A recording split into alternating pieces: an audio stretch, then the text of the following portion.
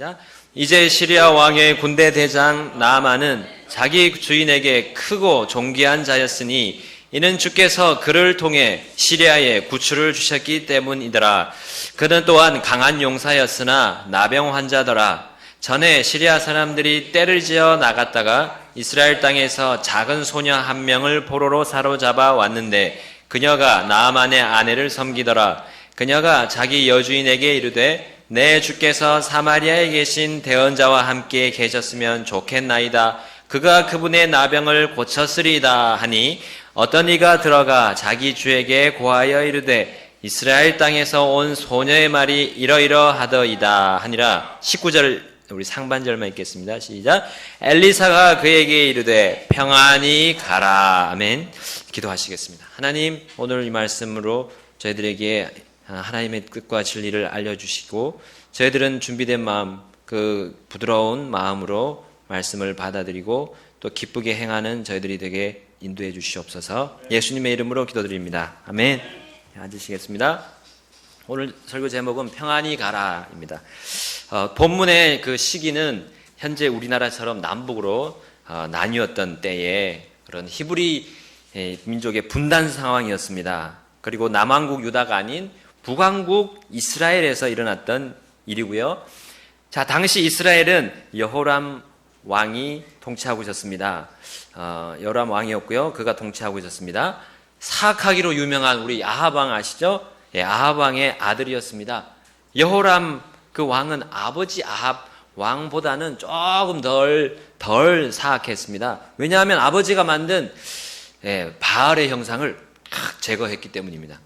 그러나 여호람 왕 역시 사악하기는 마찬가지였습니다. 왜냐하면 그는 북왕국 이스라엘의 초대 왕인 느밧의 아들 여로보암이 저지른 그 죄를 여전히 저지르고 있었기 때문입니다. 그 죄가 뭡니까? 바로 예루살렘 성전이 아닌 베델과 단에다가 금송아지를 만들어 놓고 거기서 경배하는 죄였습니다. 또 이스라엘 백성들도 거기에 다 참여해서 경배하는 것을 권장했던 그런 죄를 계속해서 이 요람 왕도 범하고 있었어요. 하나님의 백성이라는 이름으로 우상에 경배하는 이들을 하나님께서 가만히 두시겠습니까? 자, 모든 왕국을 세우기도 하시고 멸망시키기도 하시는 하나님은 북쪽의 이웃나라 바로 시리아를 사용하셨던 겁니다.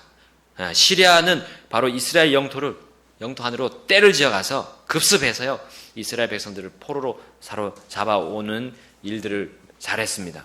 자, 2절 말씀해 보니까 바로 그렇게 해서 작은 소녀 한 명을 포로로 사로잡아 왔고 그가 바로 나아만, 이 시리아 군대 대장 나아만의 아내를 섬겼다고 말씀하고 있습니다. 자, 이스라엘의 한 작은 소녀가 포로로 사로잡혔어요. 시리아 왕의 군대 대장 나아만의 아내의 여종으로 들어가게 된 거죠. 내 나라에서 자유롭게 이제 살지도 못하고 남의 나라에 끌려가서 그것도 적국에서 종살이를 한다고 생각해 봅시다. 그것도 작은 소녀가 그렇게 하고 있다고 우리 생각해 봅시다. 나이가 많아야 한 10대 청소년이 되겠죠. 우리 저기 혜원이나 그 정도 되실 것 같아요. 자, 그 작은 소녀가 얼마나 그 자기 신세가 처량했을까? 얼마나 한숨 짓는 그런 나날이 계속 되었을까요? 고향에 있는 부모 형제도 찾아가지도 못하고 이제 친구들도 만나보지도 못하는 그런 상황이었어요.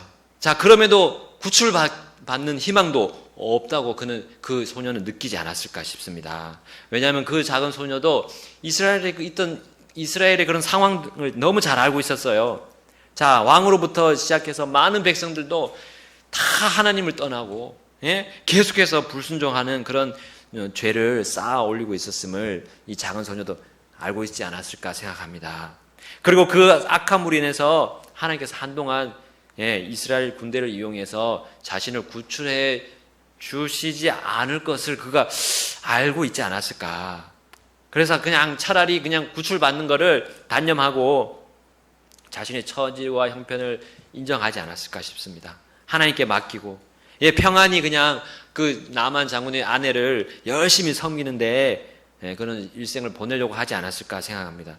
자, 3절 말씀 보겠습니다. 3절 말씀. 그녀가 자기 여주인에게 이르되 내 주께서 사마리아에 계신 대언자와 함께 계셨으면 좋겠나이다. 그가 그분의 나병을 고쳤으리다. 자, 이 작은 소녀가 다름 아닌 자기 적국에 끌려갔고 종살이를 하고 있는 중에 있어요.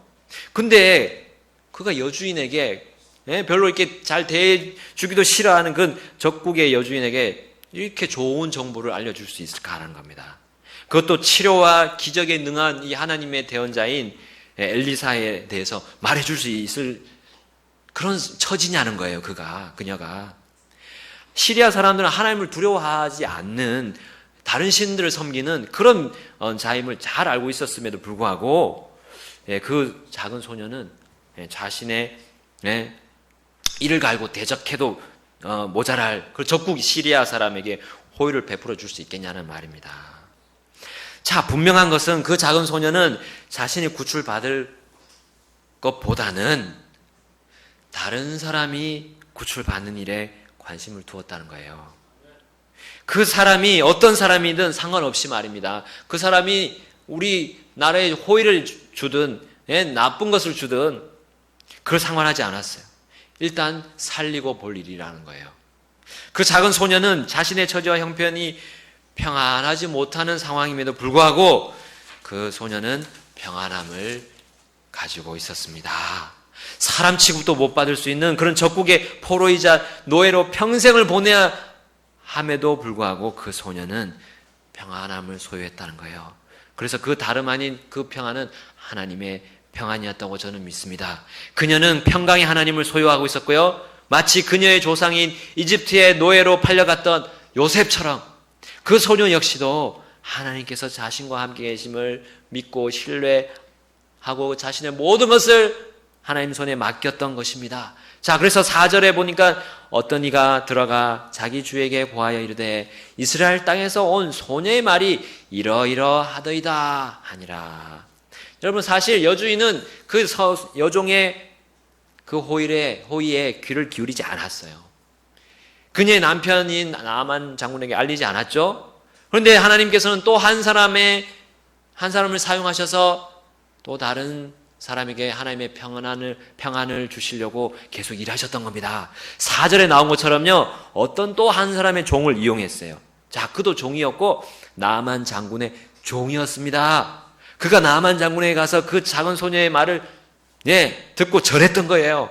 그리고 문둥병 환자 나만은 왕에게 그 말을 빨리 가서 전달했죠. 자, 5절 말씀 보니까 그 전달받은 시리아 왕이 이르되 잘 갈지어다 내가 이스라엘 왕에게 편지를 보내리라 하매 그가 떠나며 은 10달란트와 금 6,000개와 의복 10벌을 가지고 가서 했습니다. 자, 시리아 왕은 나만 장군을 총애했습니다. 자, 1절 말씀이 나오죠. 시리아 왕의 군대 대장 나만이 자기 주인에게 크고 존귀한 자였다고 했어요. 왜냐하면 주께서 나만 장군을 사용해 주셔서 시리아를 구출했다는 거예요. 얼마나 좋은 충신이에요. 충신. 나만은 나만 장군은 시리아 사람이었지만 하나님께서는 그를 통해서 시리아를 구출했습니다. 왜냐하면요, 그 시리아를 사용해서 범죄하고 있던 이스라엘에게 징계를 내리도록 하나님이 징계의 채찍으로 사용하셨던 거예요. 여러분, 우리는 하나님의 넓고 깊은 경영하시는 하나님의 이 방법은 우리가 도대체 이해를 할 수 못할 일입니다. 이해할 수 없는 일이에요. 어찌됐든 시리아 왕은 시리아를 구출한 나만 장군을 총애했고요. 자, 이 구절을 통해서 얼마나 총애했는지를 우리는 알아볼 수가 있어요. 18절 말씀 중반절에 이런 말이 나옵니다. 나만이 했던 말 중에 곧 내 주인께서 림몬의 집에 들어가 거기서 경배하며 내 손을 의지하심으로. 여러분, 왕이 자신의 그 연약한 손을 잡고 의지하도록 세운 사람은 그 왕으로부터 얼마나 신뢰받는 사람인지 우리 알 수 있잖아요. 그래서 마치 다리가 불편한 사람이 지팡이를 의지하고 겨우겨우 걸어가는 것처럼 그 지팡이 하나가 얼마나 그에게 필요한 건지 우리는 알 수 있습니다. 만약에 그 지팡이가 짱짱하고 튼튼하지 않으면 우리 그거 신뢰할 수가 없잖아요. 그걸 짚고 갈 수가 없습니다. 그런데 나아만은 바로 짱짱하고 튼튼한 지팡이와 같은 그런 왕에게 그런 존재였던 거예요. 없으면 안 되는 존재. 자, 그런 존재가 문둥병에 걸리다니 했던 거예요. 이 왕은 나의 오른팔과 같은 이 자가 중병에 걸렸다는 게 얼마나 큰 청천벽력 같은 그런 소리로 이 왕이 받아들였을까. 시리아 왕이요. 자, 시리아 왕은 이스라엘의 보잘것없는 그 여종의 말을 듣자마자 즉시 엄청난 포상금과 함께 나아만을 이스라엘로 보냈던 겁니다. 이스라엘 왕에게 보내는 편지와 함께 그를 보냈어요. 자, 6절 7절에 이스라엘 왕에게 그 편지를 전하니라. 일러스되 보소서 내가 내시나 나아만을 편지와 함께 당신에게 보내었으니 이제 이 편지가 당신에게 이르거든 당신은 그의 나병을 고쳐주소서 하였더라. 이스라엘 왕이 그 편지를 읽고 자기 옷을 찢으며 이르되 내가 사람을 죽이며 살릴 수 있는 하나님이기에 이 사람이 내게 편지를 보내어 나병으로 앓는 사람을 고치라고 하느냐. 그런즉 청하건대 너희는 그가 나와 싸우려 하는 것을 깊이 생각하고 그 일을 알아보라 하니라. 자, 이스라엘 왕 요람은 시리아 왕의 친서를 받아들었습니다. 그리고 그 내용은 자신의 신하 나아만의 나병을 고쳐달라는 시리아 왕의 메시지였던 겁니다. 그것을 읽고는 요람 왕은 자기 옷을 찢어버렸습니다. 이스라엘 사람들이 옷을 찢는 장면들이 구약성경에 이렇게 나오잖아요. 그 의미가 뭡니까? 억울하다는 거예요. 분통하다는 거예요. 하나의 분노의 의미로 옷을 찢는 겁니다. 혹은 자신의 죄가 있다는 걸 자백하면서 옷을 찢기도 합니다. 자, 여호람 왕은 억울한 심정이었습니다. 하나님만이 고칠 수 있는 나병을 어찌 나보고 고쳐달라는 거냐. 분노가 일어났어요. 자, 그는 시리아가 전쟁을 일으키려는 의미로 이것을 받아들였던 겁니다. 이스라엘의 왕들은 늘 하나님을 떠나 있었기 때문에 이 악한 일을 닥쳤을 때 어떤 대책을 마련하지 못했던 거예요. 하나님과 교제가 없으니까 어떤 이렇게 난관이 올 때 헤쳐나갈 법을 찾지 못했던 겁니다. 자, 우리는 이쯤에서 두 사람의 극명한 차이를 보게 됩니다. 자, 보잘것없고 이제 포로가 된 적국의 종이었던 그 작은 소녀 한 사람과 또 아주 왕궁에서 살면서 떵떵거리면서 사는 그런 이스라엘 왕 여호람. 자, 이 두 사람의 극명한 차이를 우리는 볼 수 있습니다. 한 사람은 불안에 떨고 있고요. 그러나 한 사람은 평안함 속에서 자신의 일을 묵묵히 잘하고 있습니다. 자, 여러분, 이 여호람 왕은 자신의 불안함을 옷을 찢어가면서 분통을 터뜨리면서 그걸 감추려 했지만 그는 들통이 나고 말았습니다. 그는 불안했어요. 자, 8절 말씀, 하나님의 사람 엘리사가 이스라엘 왕이 자기 옷을 찢었다는 것을 듣고 왕에게 사람을 보내어 이르되 왕이 어찌하여 왕의 옷을 찢었나이까? 이제 그 사람을 내게로 오게 하소서. 그가 이스라엘 안에 대언자가 있음을 알리이다 하니라. 왕이 옷을 찢었다는 소문은 이스라엘에게 금방 전해졌어요. 엘리사는 요람 왕이 자신의 죄를 깨닫고 하나님 앞에 긍휼을 구하려고 그렇게 옷을 찢었기를 바랬을 겁니다. 그러나 그런 의미의 옷 찢음이 아니었음을 알고 있었어요. 적국의 군대 대장이었던 나아만의 문둥병을 고쳐줘야 하는 그런 정말 골치 아픈 상황을 그 왕이 당했음을 이 엘리사는 알고 있었습니다. 그리고 하나님의 계획을 알지 못한 채 그 문제를 악하게 해결하려고 막 머리를 굴렸던 그런 왕이 그렇게 하지 말고 이제 그렇게 하지 마시고 자신에게 그 문제를 넘기라고 이제 메시지를 보냈던 겁니다. 자, 한 차례 어이없는 장면을 이 이스라엘 왕궁에서 사마리아에서 목격한 나아만 장군은 이제 이스라엘에서 잡아온 그 작은 소녀가 말했던 그 대언자 엘리사에게로 가게 되었습니다. 9절 말씀이 나오죠. 이에 나아만이 자기의 말들과 병거를 거느리고 와서 엘리사의 집 문에 서니.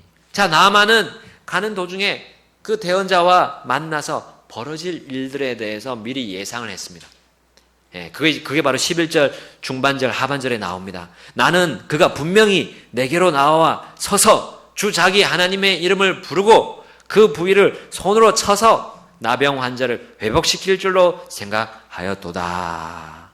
자, 과연 나만 장군의 이 예상대로 일이 벌어졌습니까? 자, 그 앞에 10절과 11절 상반절을 보게 되면 그렇지 않았죠? 엘리사가 직접 안 나가고 사자를 보냈습니다. 예, 자기 종을 보냈죠. 가서 요르단 속에서 7번 씻으라. 그리하면 내 살이 다시 나와 내가 정결하게 되리라. 이 말만 전했던 거예요. 그것도 종행. 그러나 나아만이 어떻게 했죠? 그 소리를 듣고 노하고 물러갔다고 했습니다. 전혀 달랐어요. 나만의 예상과는 전혀 달리 엘리사가 직접 나와서 자기를 맞이하지도 않았고 주 자기 하나님의 이름을 부르지도 않았어요. 또 나아가서 자신의 나병이 있는 그 부위를 손으로 쳐서 회복시키지도 않았습니다. 자신의 예상과 전혀 다른 상황이 벌어졌던 겁니다. 엘리사도 아닌 그의 사자, 엘리사의 종이 와서 하는 말, 그냥 하는 말 아주 간단했어요. 요르단 속에 7번 씻으라. 그래야면 내 살이 다시 나와 내가 정결하게 되리라. 너무 간단했어요. 나아만은 화가 났습니다. 자신의 예상과 다른 일이 벌어진 것도 그렇지만 자신은 어디서 왔습니까? 강국에서 왔어요. 시리아, 이스라엘은 약소국이었고 시리아는 강한 나라였습니다. 예, 결코 나을 것이 없었던 이스라엘, 그것도 시골에 사는 별로 잘 알려주지도 않은 지위도 없는 그런 사람이 시리아 장군, 군대 대장을 이렇게 대우하냐는 거예요. 자, 열왕기하 5장 12절에 그것에 대한 말을 하고 있습니다. 다마스쿠스의 아바나와 바르발강이 이스라엘의 모든 물보다 낫지 아니하냐? 내가 거기서 씻으면 정결하게 되지 아니하랴 하고 이에 돌아서서 분노하며 떠나가니. 자, 나아만이 처음 엘리사와 대면했을 때 그 역시 이스라엘 왕과 여호람 왕과 같이 평안하지 못했던 겁니다. 불안했어요. 이제 나는 더 이상 죽을 병, 그 문둥병을 평생 앓고 그걸 고치지 못할까? 이제 난 더 이상 고침을 받지 못할까라는 불안 속에 휩싸여야 했던 겁니다. 왜냐하면 그는 자신의 예상을, 자신의 생각을 가장 최우선으로 세웠기 때문입니다. 자신의 계획대로 될 것을 그거 하나만 기대했던 거예요. 그러므로 불안이 가중되었습니다. 자신의 출신과 지위를 높이기 시작했던 거예요. 사실 죽을 몸임에도 자신을 과시했던 겁니다. 이런 와중에 참 다행이었던 것은 그 나아만의 종들이 나아만의 그 불안함을 유심히 지켜보고 그 불안함을 없애기 위해서 막 머리를 굴리고 있었던 겁니다. 13절 말씀 보겠습니다. 그의 종들이 가까이 나와 그에게 말하 이르되 내 아버지여, 만일 대언자가 주인에게 명하여 어떤 큰 일을 행하라 하였더라면 주인께서 그 일을 행하지 아니하셨으리까? 그런즉 하물며 그가 주인에게 말하기를 몸을 씻어 정결하게 되라 하매리까? 하매. 자, 주인의 일거수일투족을 늘 보고 일할 준비를 하고 있는 그 종들이 자기 주인 나아만 장군이 어떤 심정으로 이스라엘을 방문했는지를 주인에게 상기시켜 주었습니다.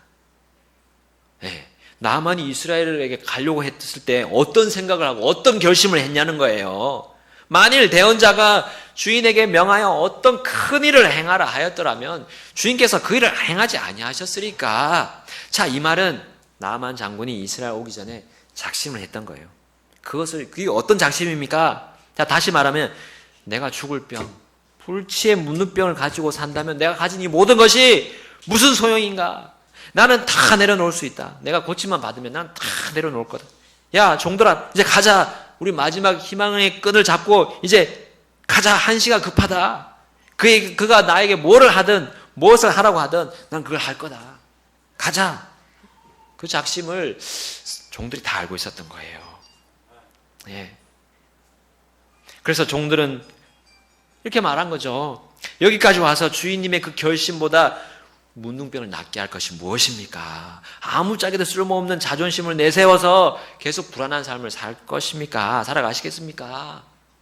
자, 이런 종들의 신신당부의 말이 그 속에 내포되어 있습니다. 여러분, 몸을 씻어 정결하게 되라. 그 아주 간단한 일.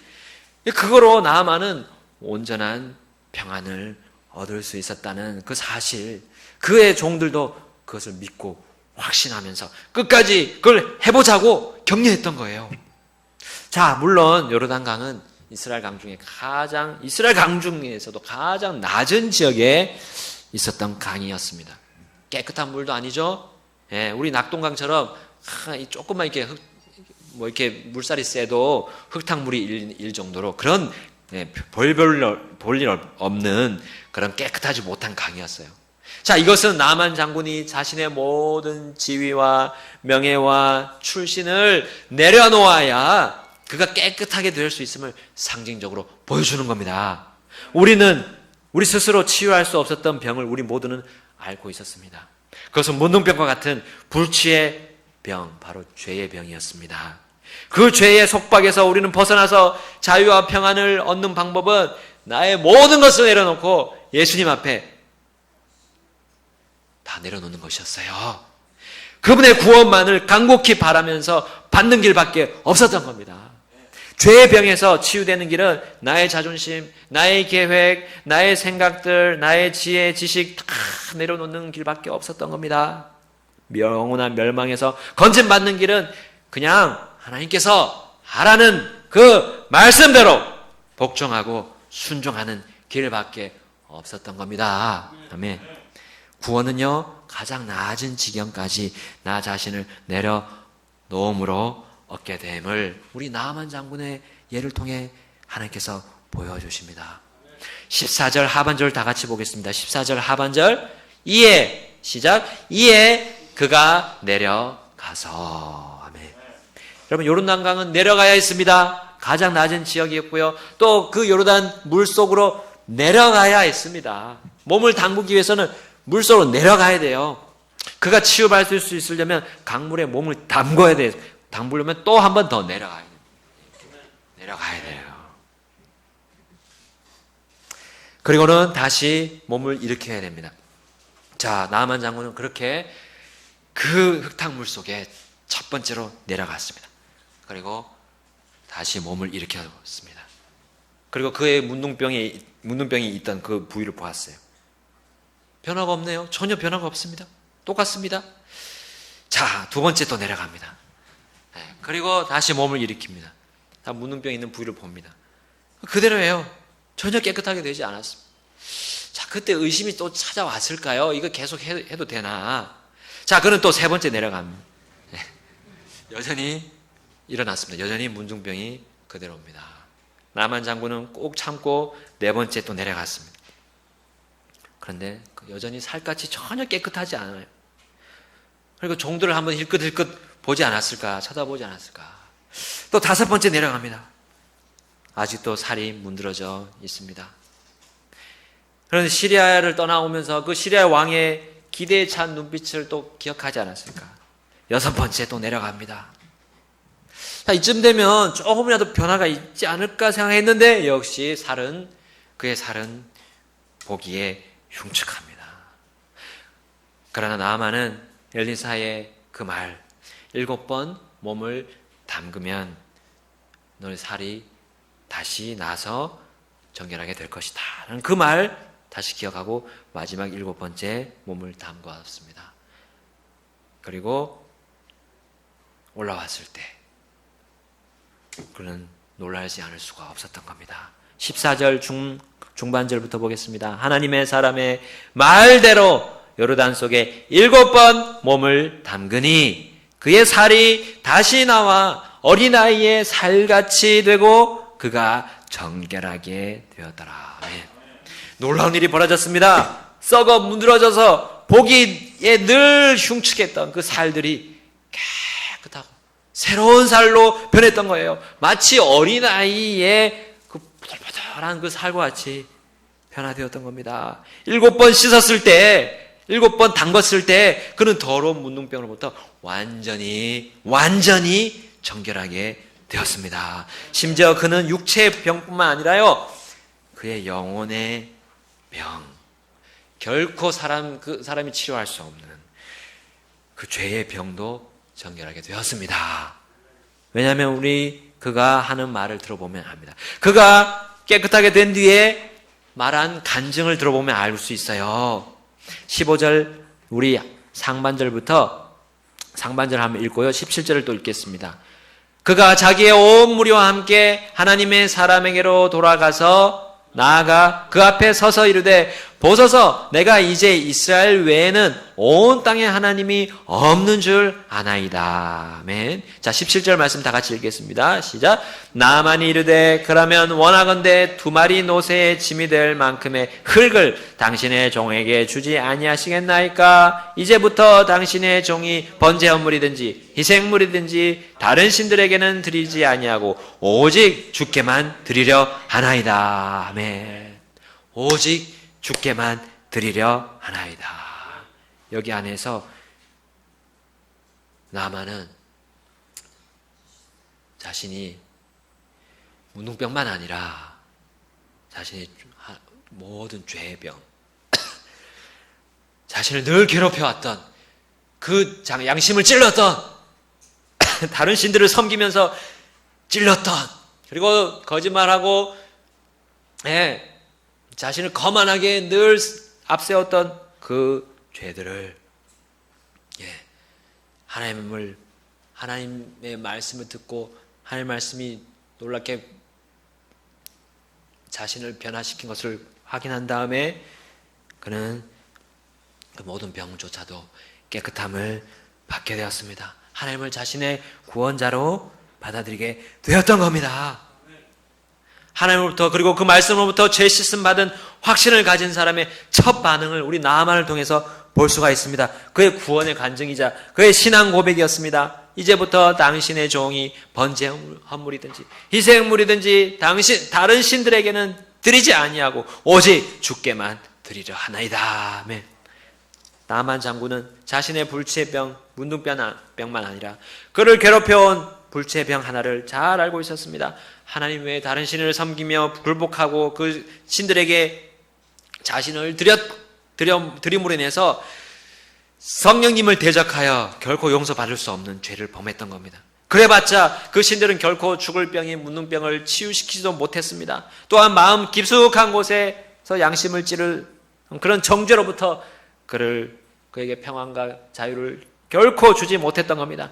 아무리 번제 헌물과 희생물을 드려도, 종교 행위를 해도, 자선사업을 하고 선정을 베풀어도 결코 자신의 양심을 누르는 죄들을 그걸 깨끗이 씻고 평안을 얻을 수 없었던 겁니다.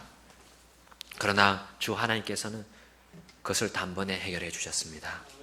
너무나 감사했어요. 너무나 감사했습니다. 자연히 자신의 삶을 하나님께 기꺼이 다 드리게 되었던 겁니다. 오직 주께만 드리려 하나이다. 라고 기쁘게 결심한 나만은 이제 주님을 섬기기 위해 한 가지 난관을 해결해야만 했습니다.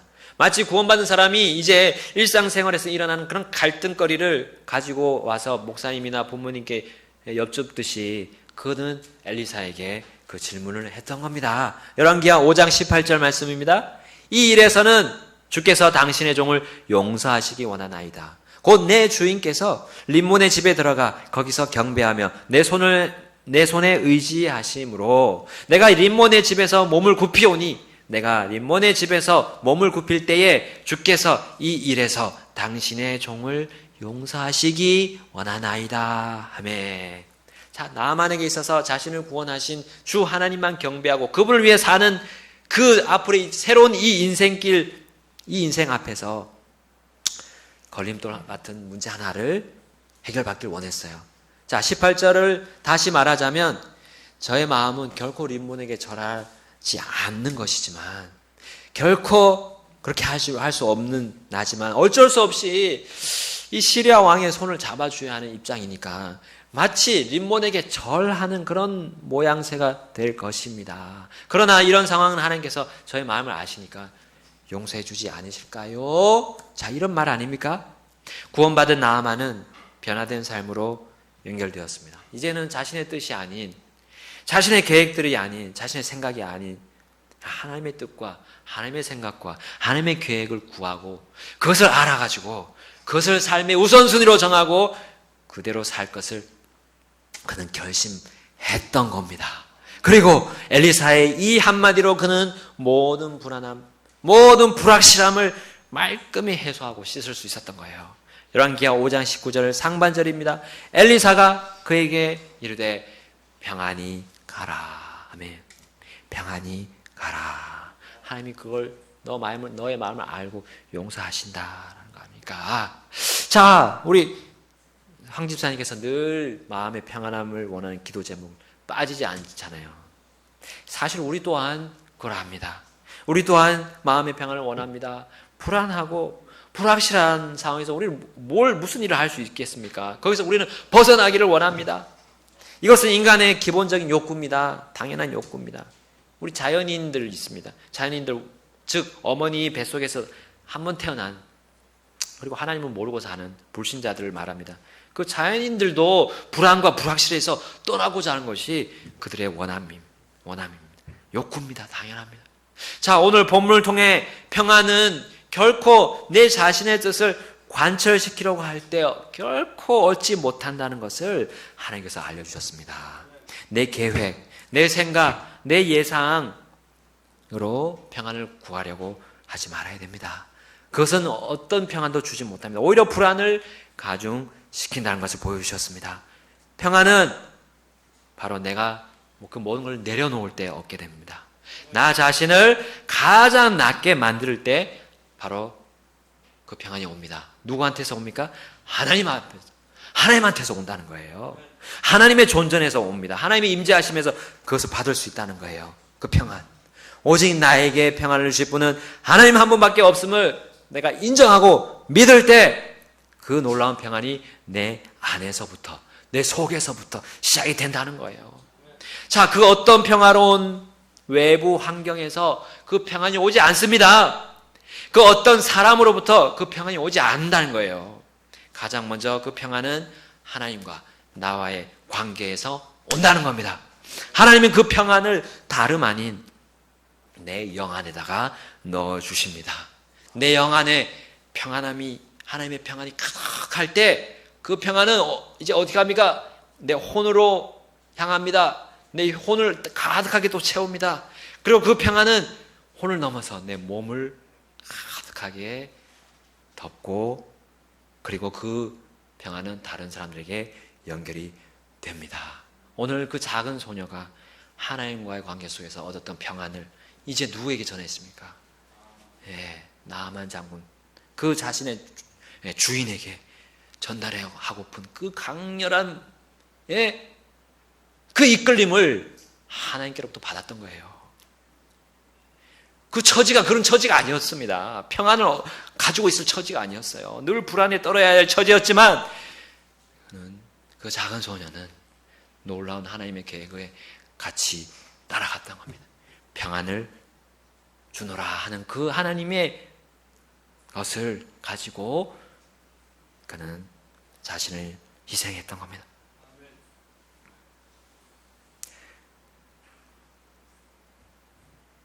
자, 그래서 우리는 이 두 사람의 평안을 보았습니다. 작은 소녀의 평안, 그리고 나만의 평안함. 자, 그것으로 그들은 도저히 이길 수 없을 것 같은 이 세상에 그런 고난과 역경을 이겨냈던 겁니다. 승리했던 겁니다. 심지어 민족과 민족 간의, 나라와 나라 간의 그런 전쟁의 상황, 우리가 지금 이렇게 지금 겪고 있잖아요. 전쟁이 일어날, 나 안 일어난다, 소문이 이런 상황들이 직면할 때 우리의 평안을 어디서 얻겠습니까? 우리는 하나님 앞에서 다 내려놓을 때 나의 생각, 나의 지혜, 나의 출신, 나의 명예, 나의 부, 이 모든 것들을 내려놨을 때에 우리는 하나님의 평강을 얻고 조연하게 이 세상을 살아갈 수 있을 것입니다. 하나님께만 경배드리고 우리는 살아갈 수가 있을 것입니다. 세상으로부터 오는 유혹과 나의 정욕을 자극하는 그 모든 것들 앞에서도 그 평강을 가지고 있으면 그게 문제가 될 게 아니라는 거예요. 그럼 다 같이 일어나셔서 우리 하나님께 기도드리겠습니다.